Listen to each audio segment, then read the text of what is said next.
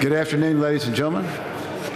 Thank you all for being here. My name is Skip Rutherford. I'm Dean of the Clinton School, and welcome to another in a series of great programs under the leadership of Nikolai DePippa, particularly important today as we commemorate Black History Month, which, by the way, began in 1976 nationally when it was part of the U.S. bicentennial celebration, and it spread across the country.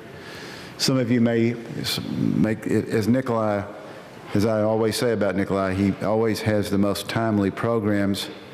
Some of you may have been following the news this morning and have read about the incident on the University of Mississippi campus where the James Meredith statue, a maintenance worker this morning about 6:45 found a noose around his neck and a Confederate flag draped over the statue, which again reminds us just how far we still have to go on this topic.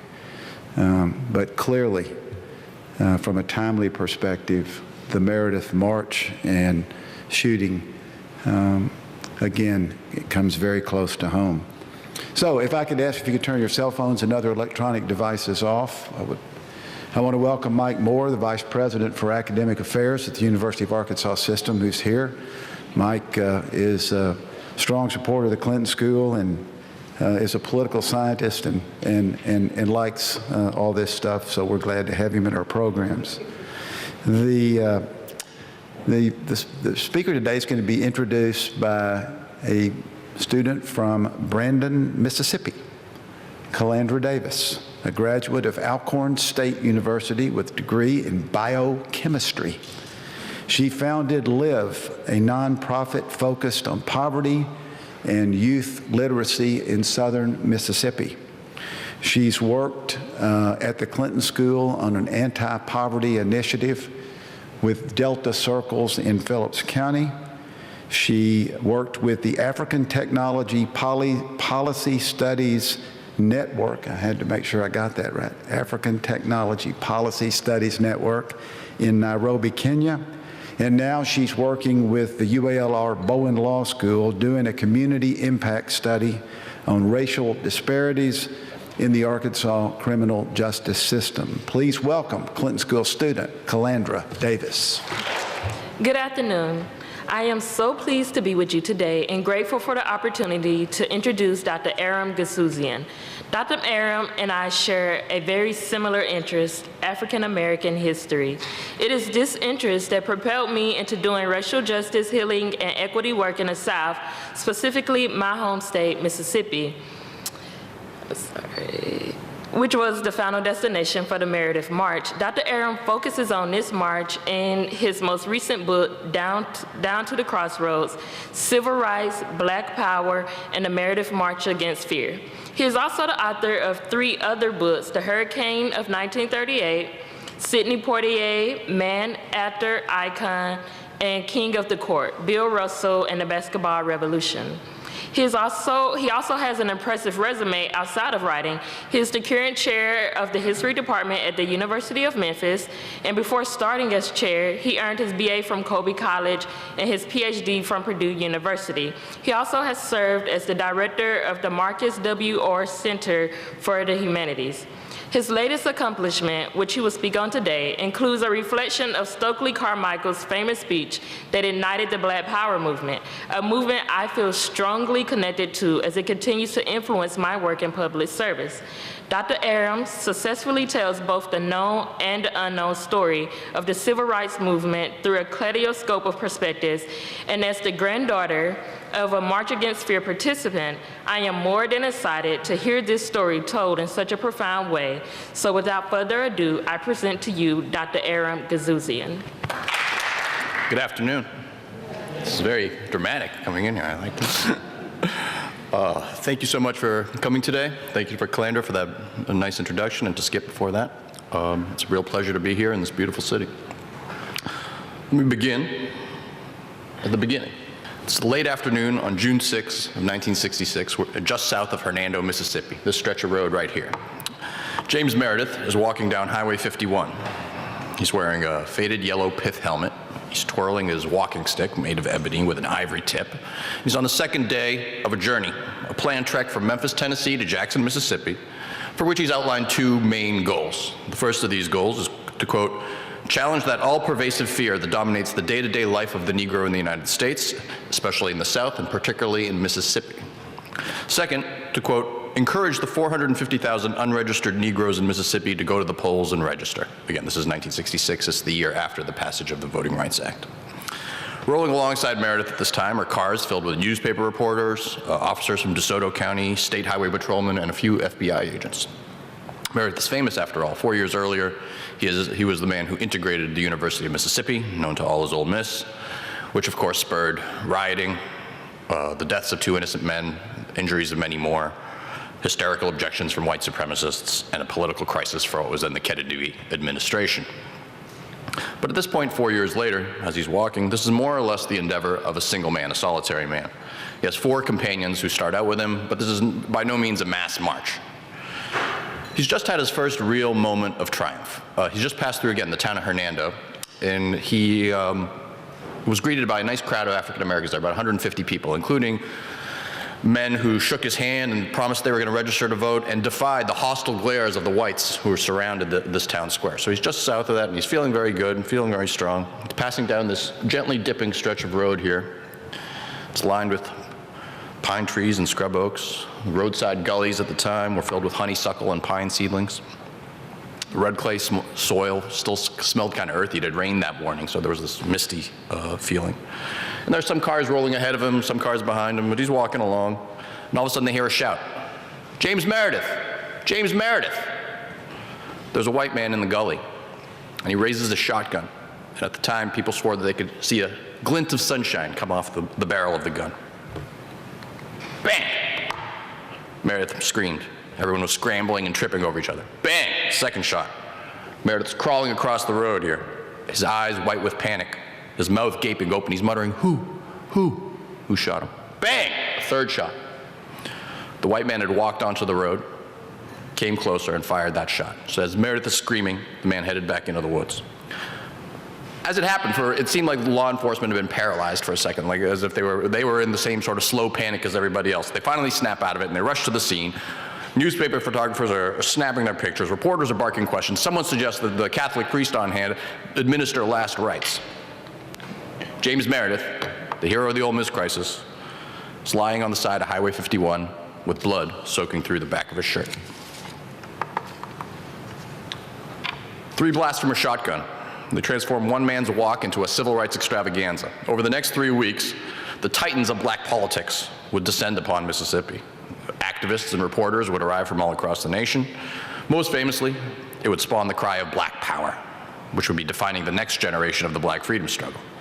Those 3 weeks in June of 1966 are the story of my book, Down at the Crossroads. It's been called both the Meredith March and the March Against Fear. It's full of inspiring moments of black people overcoming their fears, registering to vote, surging with pride, defying symbols of white supremacy. It features notable leaders such as Martin Luther King and Stokely Carmichael. But it's a story, as we'll see, that belongs to many others too, everyone from the President of the United States to poor black sharecroppers. As I envision the book, I see it as both an old and a new civil rights history, and let me explain those terms. By an old history, I would suggest that the first generation of civil rights scholarship tended to revolve around Martin Luther King, nonviolent protests, brutal Southern racists, and dramatic media flashpoints, such as the Ole Miss crisis. It often ended with national legislation weaving black people into the fabric of American democracy and then seemingly falling apart with the call of Black Power. But a new civil rights history, contributions of a few generations of scholars have complicated this tale. They point to the importance of local movements, of what happens on the ground. They see the critical role of women and of grassroots activists in general. They talk about a long civil rights movement that stretches well before the Brown v. Board of Education decision and continues after the assassination of Martin Luther King. And they often place the movement not just in a domestic context, but in an international context.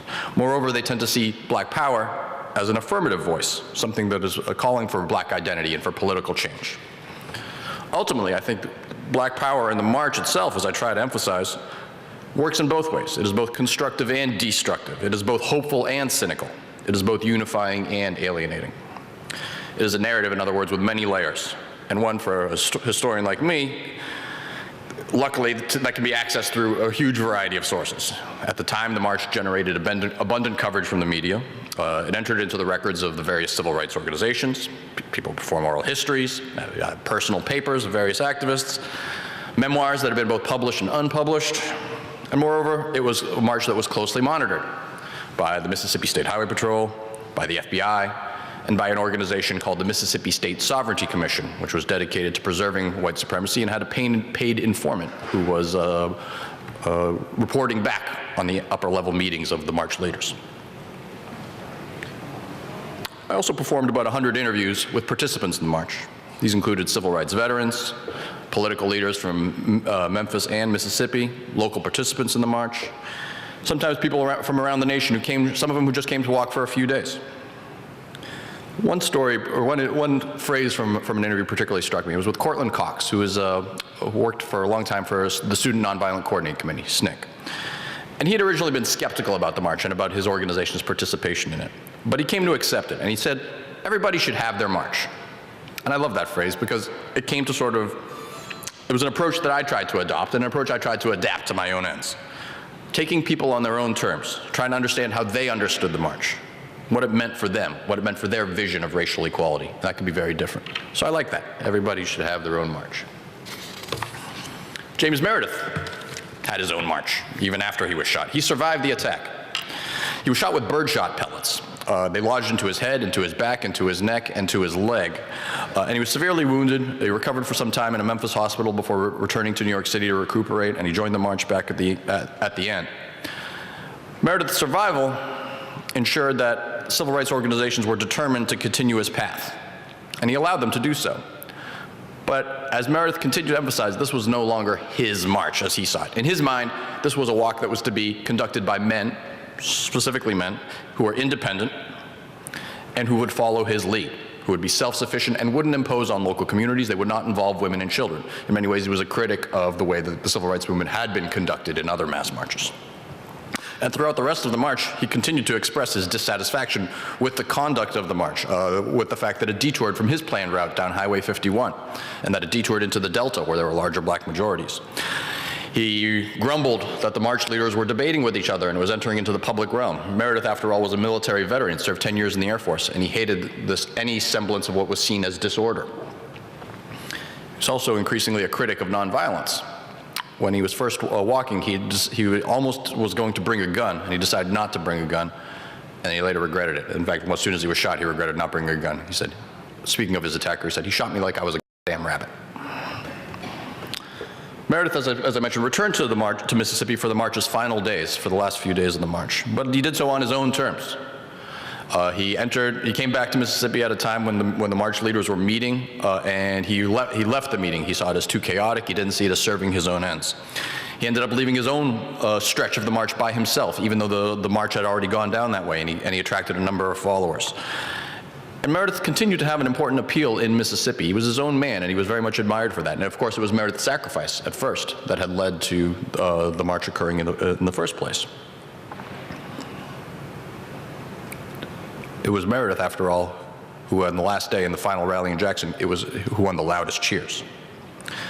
The shooting had in many ways boosted his standing. He had struggled to find a place in American life since the Ole Miss crisis. He'd graduated from the University of Mississippi in 1963, and since then he'd moved to Washington, D.C. He took a fellowship in Nigeria for a year and then abandoned it.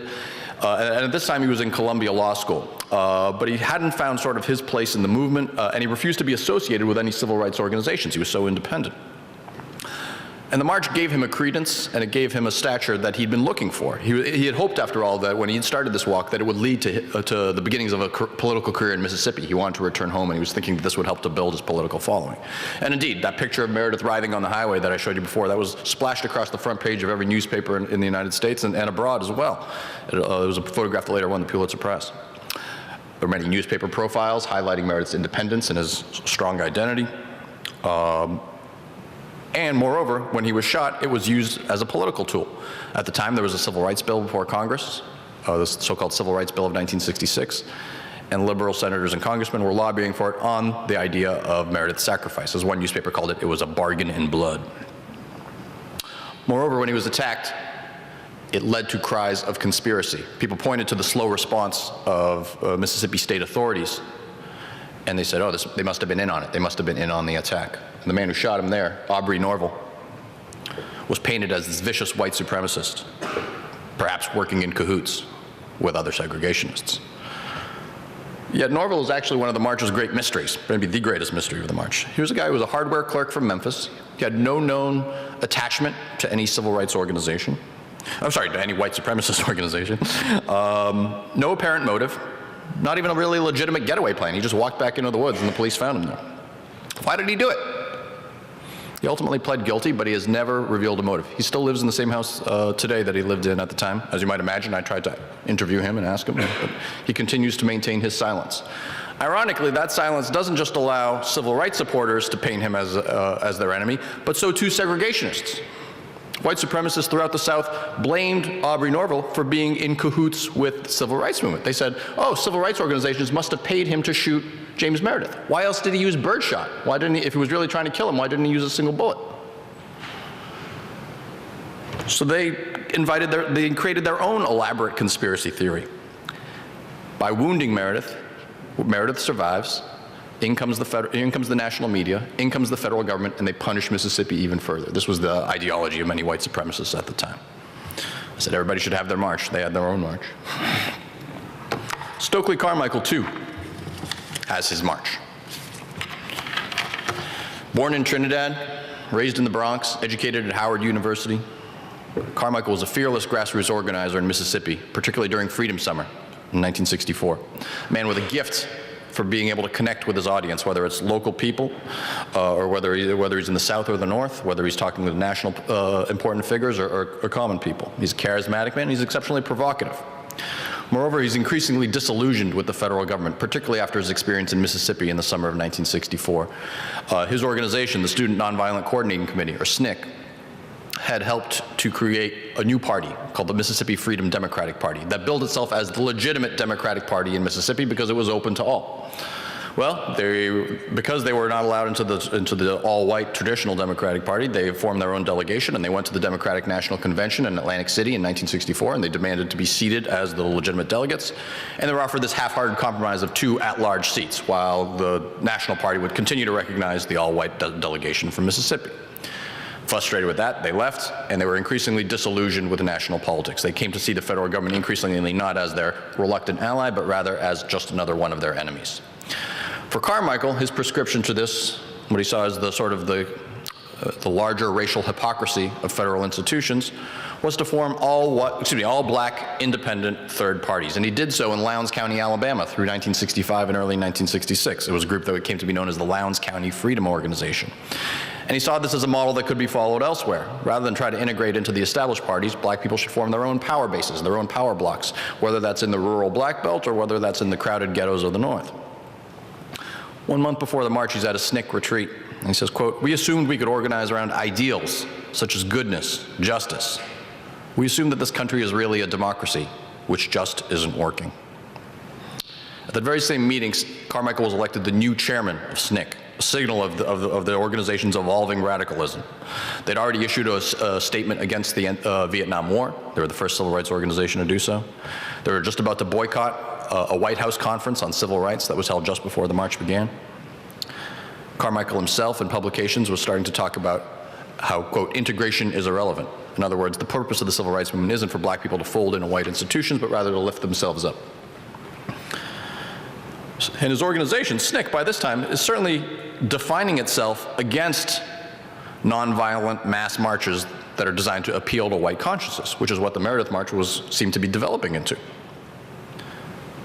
Nevertheless, Carmichael urged SNCC's participation in this march. It was a way to publicize their vision. When he went before SNCC's Central Committee to say, we should participate in this march, he said, it'll get people relating to the concept of black power.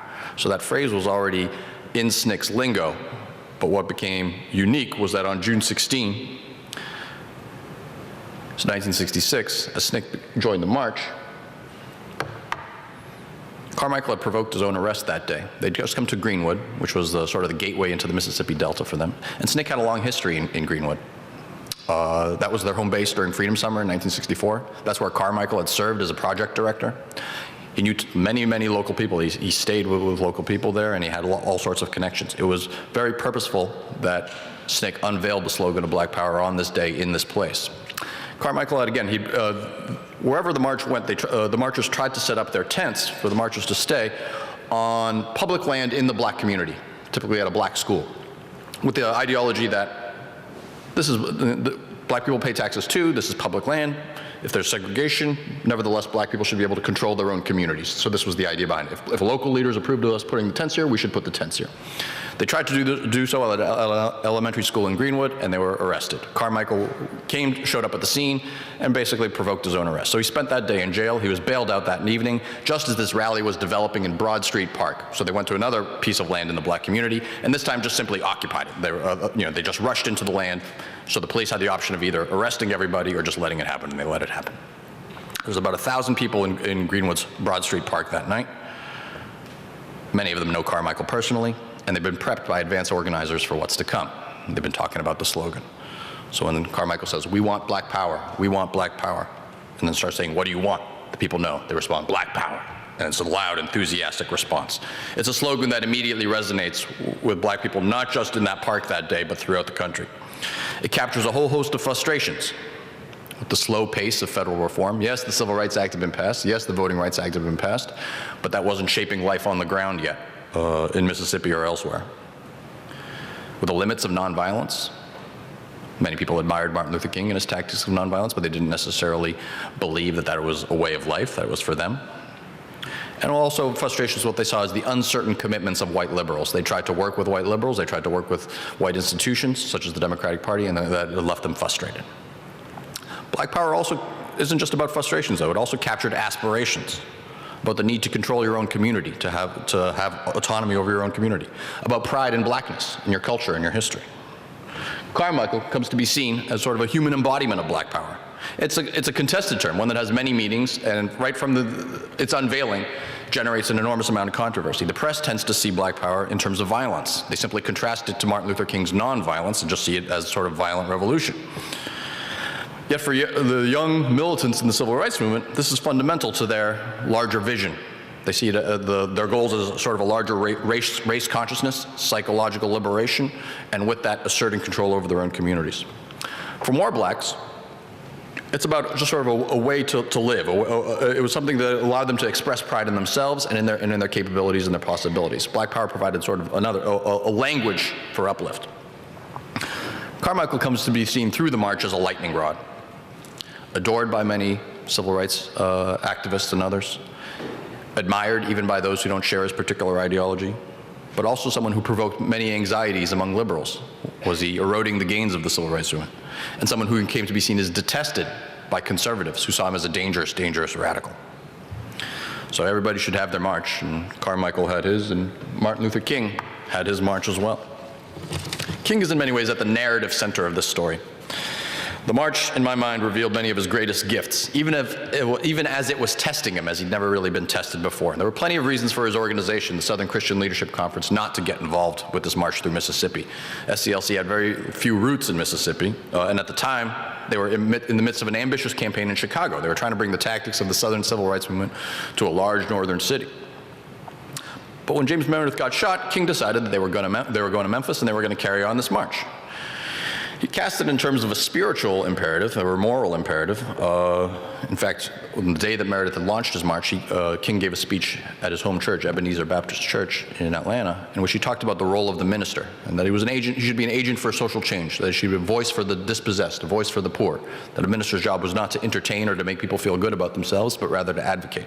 And he saw this as a possibility. Moreover, King saw a political opportunity. Here was a chance to replicate the successes of the greatest successes of the civil rights movement, of Birmingham, of Selma. And he'd already outlined the process by this point, that that nonviolent action would bring about a response of racist violence, and when that happened, it would stimulate the national conscience, and with that, it would force federal legislation. We'd seen it with Birmingham, we'd seen it with Selma. He hoped to do that again. King was at the narrative center of the story. He's also at the political center of this story. When the march, when all the leaders converge upon Memphis, they're holding these late-night meetings at the Lorraine Motel in Memphis. And King is kind of the balance in the room. He's on the one hand, there's groups like the NAACP and the Urban League who want to use the march as a lobbying tool and want it to be orderly and quick. And then on the other side, there's the emerging radicalism of groups like SNCC and the Congress of Racial Equality, CORE, that want to use this march as a way to challenge the federal government. And they want to very much work on grassroots organization and voter registration. And King, again, in some ways, he is the one who cast it in familiar civil rights terms. It's King's authority that helps the march to really proclaim nonviolence as a main tactic of it, and that it does remain nonviolent. And it's King's influence that helps to keep it open to white participation, because there are others who are calling for an all-black march. But when Stokely Carmichael is attacking Roy Wilkins of the NAACP and Whitney Young of the Urban League, when he's just simply eviscerating them in these meetings at the Lorraine Motel, King stays quiet. He lets it happen. So he's sort of and ultimately what that does is it drives out Wilkins and Young. The NAACP and the Urban League are not official participants in the Meredith March. So King becomes the key moderating influence on the march as a result. And thus, as the march makes its way through Mississippi, King is at the moral center of the march too. When Black Power gets unveiled as a slogan, King tries to cast it in terms that can resonate with people. He says, you can always tell, and in one speech he says, you can always tell where the Negro community begins because that's where the pavement ends. We're going to change that when we get the ballot.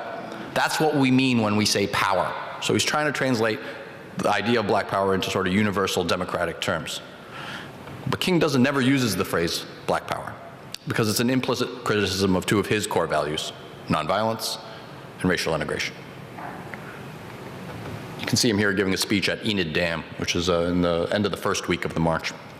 Later in the march, after Black Power has been unveiled, he's giving a speech in Yazoo City, and it's quite a scene. This is a few days after Greenwood, and then the slogan has been unveiled, and it's been a very contentious day for reasons I'll talk about later on. And the march has turned into sort of a very public debate over Black Power, with all the various march leaders and slogan talking about sort of the future of the march and what it means. Huge cheers won, for instance, by Willie Ricks, who is an organizer for SNCC, who is sort of exceptionally provocative. And then there's a speech by Ernest Thomas, who's a member of an organization called the Deacons for Defense. And the Deacons for Defense were basically an armed self-defense organization that had started in Louisiana. They saw their job as protecting nonviolent civil rights workers. So when there were nonviolent demonstrations, here were these guys with guns to protect them. And if the Klan attacked into a black neighborhood, they were the ones who shot back. And Thomas says, quote, "We do not intend for any redneck to abuse any black people anymore. If they do, there'll be a blood red Mississippi. Just don't mess with this march." It's a very different message from Martin Luther King. King is the last speaker at this rally. And he's sort of wading through this crowd in this public park in Yazoo City, Mississippi. As he's walking to the stage, it just gives you some indication of King's central importance to this march. Because wherever King goes, not only do the cameras follow, not only do the reporters follow, but it brings people, right? So many stories of people saying, I just wanted to see Martin Luther King. I just wanted to touch him. People literally touching the hem of his garment. And as he's walking through this crowd, people are putting their hands on him. People grasping his hand, just to give you some sense of sort of his spiritual and moral resonance with the black people of Mississippi. This is for some of the young militants, they roll their eyes and they're frustrated. And while he's talking, one of the SNCC organizers yells, "Blessed Jesus," like he's mocking King. But people turn around and they nod. Mm-hmm, mm-hmm. So when King speaks, he talks about, look, realistically, black people are not a majority in this country. We need to create what he calls a coalition of conscience. And so he talks sort of in practical terms, but then he appeals through emotion. He says, now, I'm not afraid of death. When I die, I'm going to die for something. And at that moment, I guess, it'll be necessary. But I'm trying to say something to you, my friends, that I hope we'll all gain tonight, and that is that we have a power. We can't win violently, but we have another method, and I've seen it, and they can't stop it. And from there, he again recalls the triumphs of Birmingham, the triumphs of Selma. And he talks about how nonviolence is the only way to win the American ideals of democracy and freedom. So if this march has a meaning, right, King he's got a grasp on it, but it's a slippery grasp, and he's still trying to hold on to that as it continues. Remember, King had said, "I'm not afraid of death." That day, in fact, he had been afraid of death. Earlier that day, this was on June 21st, the marchers had taken a side trip to Philadelphia, Mississippi, which is in west central Mississippi. It's not along the march route. And they'd done so because it was the second anniversary of the murders of 3 civil rights workers, James Chaney, Andrew Goodman, and Michael Schwerner, in the early part of Freedom Summer. This was, of course, a celebrated federal case. It involved the FBI came to investigate, and it was, of course, an important touchstone in the civil rights movement. So on the second anniversary of the murders, they decided that they're going to take this side trip, and they're going to work with the local leadership there, the local black leaders, and they're going to organize a march from the Black District, which was known as Independence Quarters, and they were going to march to the courthouse in Philadelphia and lead a voter registration rally, as they'd done throughout the march all along the route. But because they weren't on the official march route, they didn't have protection from the Mississippi State Highway Patrol. So who was protecting them? The local Neshoba County police, including James Rainey and Cecil Price, the deputy sheriff and the sheriff and the deputy sheriff, who were then under federal investigation for the murders of Cheney, Goodman, and Schwerner, and would ultimately be found guilty and known to have direct affiliations to the Ku Klux Klan, which basically means they didn't get any protection. So as they're walking along, there are cars that are buzzing within inches of hitting people. White people pack the sidewalks, and as you can see from the picture at the bottom, are yelling from outside of windows. When they try to hold a memorial service, car horns are honking. One white man attacks a television cameraman. And as they amass at the courthouse for the speeches, there's a very palpable sense of danger. And King, when King gets up to talk, he talks about how the three men had been murdered there. And he says, quote, "I believe in my heart that the murderers are somewhere around me at this moment." Someone from the crowd yells, "They're right behind you." And Cecil Price was in fact right behind him and just smirked. As he finished talking, cherry bombs were thrown at his feet, and people thought it was gunshots. People actually grasped their chests, wondering if they'd been shot. That's just to give you a sense of this danger. And as they marched out, eggs and rocks were thrown at them. A group of white toughs waded into the march column with weapons, including nightsticks, and an all-out brawl ensued for a while. It could have turned into literally a riot, but luckily most of the marchers returned back to the safety of the Black District before it devolved even further. It had almost been a massacre. The violence led to pleas that the federal government intervene. So again, along most of the march, they've been protected by the Mississippi Highway Patrol, which for most of the march had done a fairly adequate job of protecting them. The governor of Mississippi at the time, Paul Johnson, had a rationale of what he called what was later called strategic accommodation. Let's let the marchers, let's let them register to vote. Let's protect them safely. Let's just keep them moving. They'll leave, and we can essentially go back to the way things were. But because there is no highway patrol protection in Philadelphia, that gives the marchers a chance to, again, call for the federal government to be part of this. Not just for the practical method of actual protection, but also, as the civil rights activists see it, as a demonstration of their citizenship. Is the federal government actually on their side in their quest for justice? Lyndon Johnson declines to increase the federal presence. No more Justice Department officials. There are a few Justice Department officials on the march, but not a lot. No U.S. Marshals. Moreover, Johnson never speaks of the march during the 3 weeks that it occurred. He issues a statement condemning the shooting of James Meredith, and that's it. He doesn't get involved with the march. What had happened? 1 year earlier, this was the man who had said, "We shall overcome," in a nationally televised speech, and helped to shepherd through the Voting Rights Act, just as he shepherded through the Civil Rights Act as a master political leader. And he was calling for, at that time, for more ambitious proposals for racial equality in the summer of 1965, 1 year before. But in the intervening year, he'd become alienated from the movement. He had come to see the riot in Watts in the summer of 1965, as in some ways, as if it was a personal attack on him himself. Don't black people understand the gains they were making? Why are they protesting in this way? There was a big controversy over something called the Moynihan Report, which was a federal report by Daniel Patrick Moynihan that blamed many of the problems, economic and class issues that plague the black community, on the structure of black family life, which many black civil rights activists objected to.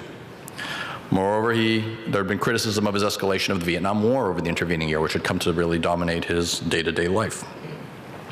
Then when the march began, the groups with which Johnson worked most closely, the NAACP and the Urban League, ended up not being participants.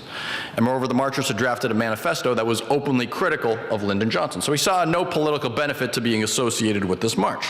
And as he's getting blasted by Stokely Carmichael and others, he steps back and he refuses to do anything about it.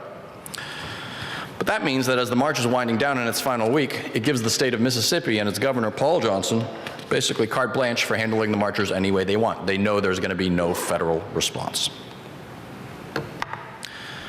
2 days after Philadelphia, it's the morning of June 23rd, they reached the town of Canton, Mississippi, which is about 30 miles north of Jackson. Remember, in Greenwood, the marchers had occupied a park, the public park, in defiance, and the police had let it happen. They planned to do the same kind of thing in Canton. They put up their tents, they get arrested. They decide that night that they're gonna again occupy this park at an all-black school, and they're gonna put up their tents. And so they hold a huge rally at the courthouse, as they've done throughout the march, but now there's even more people. There's a few thousand people who end up participating in this march from the courthouse to what was called McNeil Elementary School in Canton, Mississippi.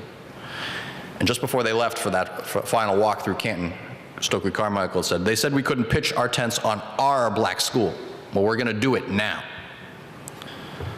So they snake through the black district in Canton, they pick up more people. There's an estimated 2,000 to 3,000 people as they walk onto the ball field at McNeil Elementary. And there's no police blocking them. They think it's a triumph. They think they've done it. The tents are going up. There's a sort of mood of jubilation. And then all of a sudden, dozens of highway patrol cars roll up. They assemble into a formation. They don their riot gear.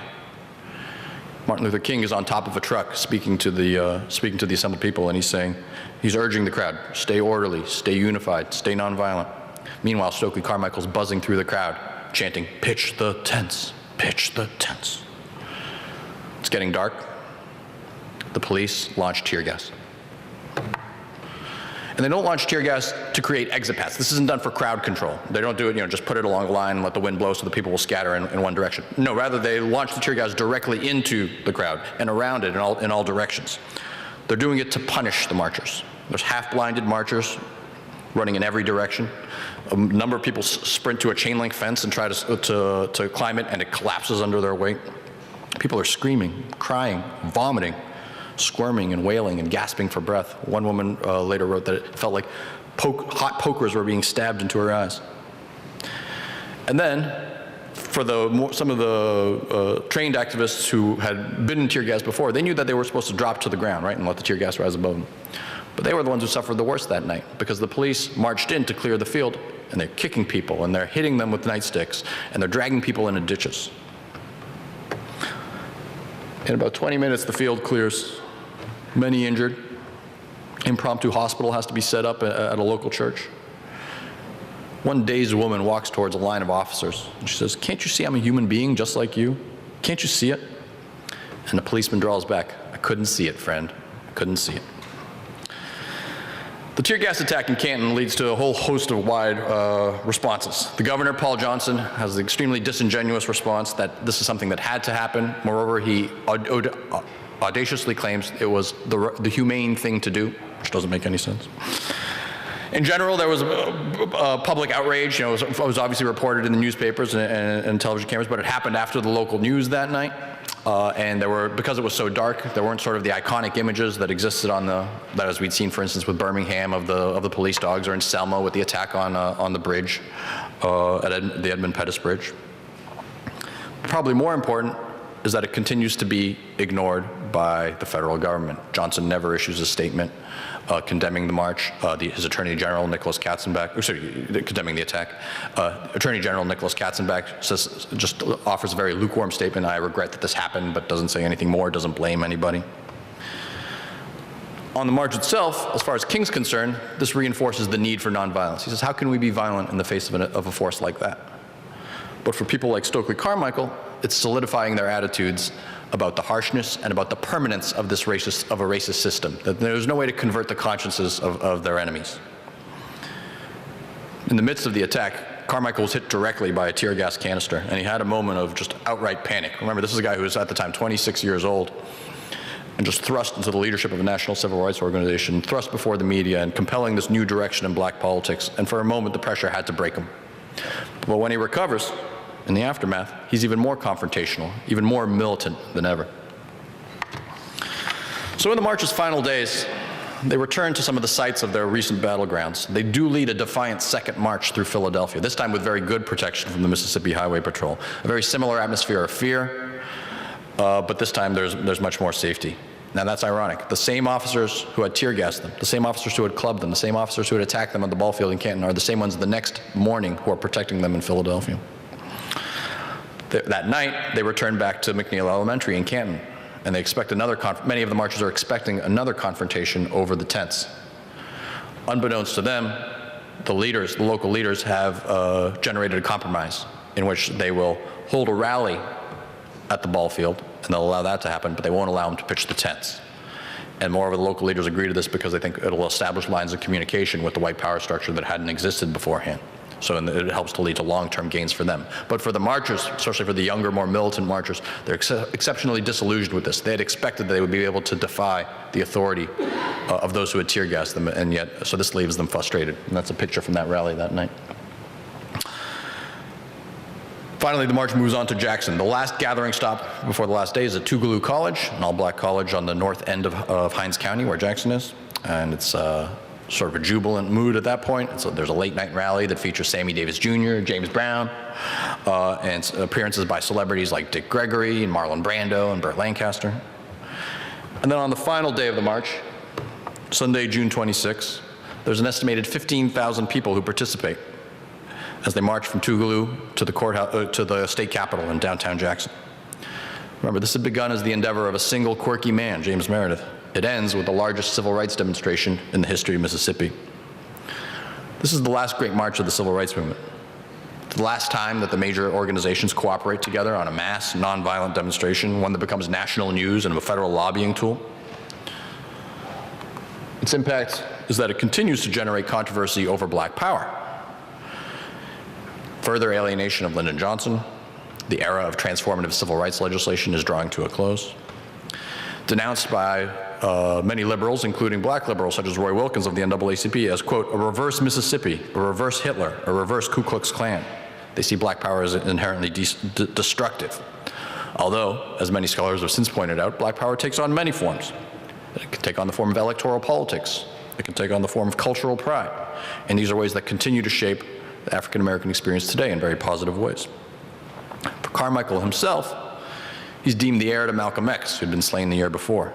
He becomes the hero to black militants, the primary spokesman of black power, as well as the bullseye for the emerging white backlash.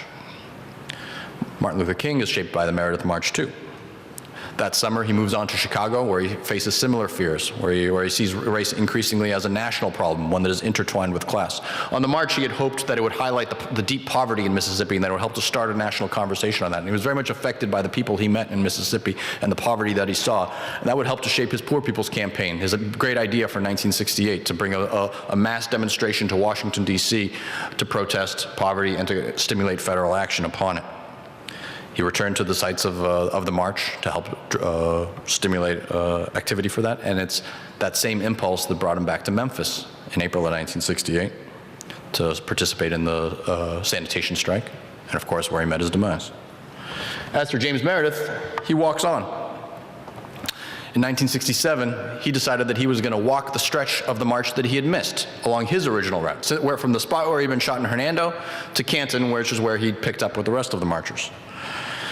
And he does so, but there's no shootings, no controversies, and it never evolves into a major story.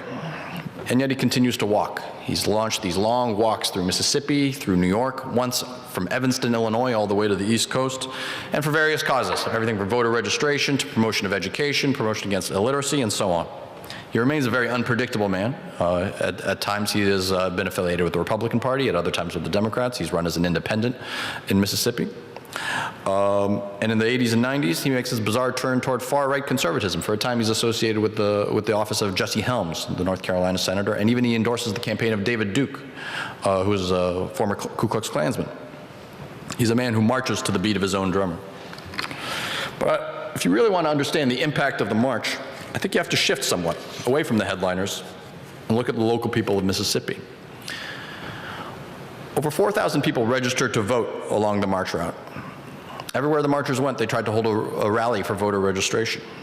Most dramatically, in Batesville, Mississippi, there was a man named L. Fondren who registered to vote for the first time in his life. He was 106 years old. He'd probably been born a slave. Again and again, as James Meredith had intended, people defied the culture of fear. The march is filled with stories of glaring whites, certain that their communities, blacks, weren't interested in voting rights, weren't interested in participating with these outside agitators, and yet people got up and they cheered the marchers and they walked alongside them, even if it was just through their community. When you see the Meredith March Against Fear from the perspective of the marchers themselves, you see a lot more unity than the press at the time gave them credit for. They shared a common purpose, after all. And this was a march that not only exposed the depth of their grievances, but also the height of black possibilities. I love this picture. I'll end by talking about one of the people who I interviewed for the book, and that was a woman named Elsie Dorsey. She's a woman who since passed away. She was a professor of social work at Jackson State University and an activist in anti-poverty organizations later in her life. But at the time, in 1966, she had just moved to Jackson. She'd grown up on a plantation in the Delta. She had a number of children. And she was ultimately driven off the plantation by the mechanization of agriculture, which was a common phenomenon, helping to deepen the poverty of many black Mississippians, particularly in the Delta. And she got involved in the Civil Rights Movement. She registered to vote for the first time in 1964 with a white woman from SNCC alongside her, sort of coaching her along the way. So it's 1966, and she decided she's going to walk, and she decided not to bring her kids. She knew what happened in Philadelphia, she knew what happened in Canton, and she feared that it was going to be a bloodbath. But as she was walking, she regretted it. She regretted not bringing her kids. It was like a spiritual awakening, she said. There was an energy that I've not felt before or since. She was still afraid that white people might attack them. But she loved the spirit. It reminded her of when she first got involved in the Civil Rights Movement, of a mass meeting in a church or a Mason Hall. And now there were 15,000 people swarming through the streets of Jackson. And they started singing freedom songs. And Mrs. Dorsey claimed that she was a very poetic woman, and she was an author as well. And she had just a wonderful way of describing things. She swore that she could hear the individual voices of people she'd fought in the civil rights battles with. And then they got to the Capitol, and the singing stopped, and all you could hear was the crunch, crunch, crunch of all their footsteps. And then they stopped. And it was so quiet. She said it was as if even the birds had stopped flying. And there was something pure and uplifting about that moment of beautiful silence. Thank you. Okay, we've got some time for questions for Aram, so anybody, if you'll raise your hand, we'll get the microphone to you. Tom, right here. Aram, this is the city attorney of Little Rock, so watch his legalese. Okay, I'll be careful. If you get a speeding ticket, I can help you. Did you find anything in your research, because I know that there have been tapes and other things from the Johnson administration that have been published. Did you find anything in your research exactly how alienated Johnson was, that even with the problems in Philadelphia that you mentioned and the problems on the school grounds, he was not willing to step up at all to help? Anything that he particularly said about that gave any insights? He was very careful about what he said about the march in public, and very, very much maintained a silence. In terms of what I was able to access in terms of his recordings, because I did obviously do research at the Johnson Library in Austin, some of the most revealing stuff came in the conversations he had with Martin Luther King prior to the march, in which there still had this sort of working relationship, but one that was drifting from each other. So King, for instance, called him after the State of the Union address earlier in '66 and praised him for mentioning civil rights and saying that he wanted to continue the fight. And Johnson said, thanks, but you better stay with me on Vietnam. And so and King sort of was very careful not to criticize Johnson either in private or in public at the time of the march. In '67, when he's really laying a more open criticism of his war, even though he has made statements against the Vietnam War, not against Johnson himself. What was probably most revealing in terms of the march and in terms of Black Power in that era was, I found this document that was basically sort of talking points that had been prepared for the president about what should you do if you're asked about Black Power. And so he'd say something along the line of, I'm for democracy with a small d, and I believe that everyone should have access to that. So he wasn't openly blasting Black Power, but he was being very careful to try to put it into his liberal framework, even as he's sort of drifting away from that himself by '66. So you're not finding overt stuff, but he is trying to deal with it. And one thing I didn't mention was that he tried to gather, sort of toward the end of the march, he called Black civil rights leaders to the White House, an invitation to them, and sent a telegram, including Martin Luther King. But by that time, it's toward the end of the march, and King decides that he is going to stay in Mississippi. And this was secret. This was not made public at all. But you find it in the records of the civil rights organizations, this invitation on a telegram. King decided that he was going to stay in Mississippi, that he wasn't going to abandon the march to go meet in secret with Lyndon Johnson. Presumably people like Roy Wilkins and Whitney Young and A. Philip Randolph did attend that, but it was secret, so it's impossible to find out exactly who was there. Any other questions? There's an Arkansas dimension to this story a little bit. Do you want to hear about it? Yeah. So, as you know, there was a branch of SNCC here in Arkansas. It was a relatively small branch. And you know, Stokely Carmichael just become the chairman of SNCC, and he's with two other members of the Central Committee, Cleveland Sellers and Stanley Wise. And their first job is to visit the local projects and to talk to the people there and sort of help to articulate this new direction and sort of get a state of things. So they're in Little Rock when James Meredith gets shot. So they're actually close to Memphis. They're able to quickly drive to Memphis and do it. They come back to Arkansas a few days after the march, started to sort of finish up their business there before they go back to Atlanta. And at this point, the SNCC branch in Arkansas is close to disintegrating. They've already articulated their vision of, Carmichael's already articulated his vision of blacks organizing in black majorities, but that kind of doesn't work in Arkansas, right? Because you've got, what is it, it was 22% of the population was African American in Arkansas at the time, I think. And it's a SNCC group that is more or less 50-50 white and black. So even the white activists who generally support the idea of black people organizing other blacks are still going to look, how does this model work in Arkansas? They're not sure. And the leader of that chapter at that time was a man named Ben, I'm not sure if I'm pronouncing his name right, Greenidge, Grinage. He was a local African-American minister, and he was openly critical of Carmichael's vision. He thinks, you know, we need integration in Arkansas, that's the only way to the future. So this is sort of the last major meeting, as far as I can tell, of Arkansas's SNCC chapter. And it's a great illustration for me, because it occurs on the march, of sort of where SNCC stands and there's sort of the struggles that they're facing as a group. Just at the beginning of this march. So there's and the famous picture of Carmichael on the truck in Greenwood, they're delivering the Black Power speech from the bed of a flatbed truck. That belonged to Bill Hanson, the local SNCC organizer. He let them borrow his truck so they could go to, so they could drive to Memphis, and they just kept the truck on their way through Mississippi. Aram's on his way to Square Books in Oxford to do a book signing. He will be at the Carter Library in Atlanta, two great cities that have been certainly a part of the civil rights movement. Calandra, did you say it was your grandmother? Your granddad was in the march. There's another Arkansas connection.